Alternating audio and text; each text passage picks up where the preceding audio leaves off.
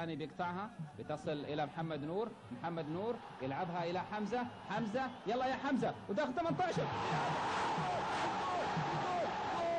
الهدف الثاني الاتحادي.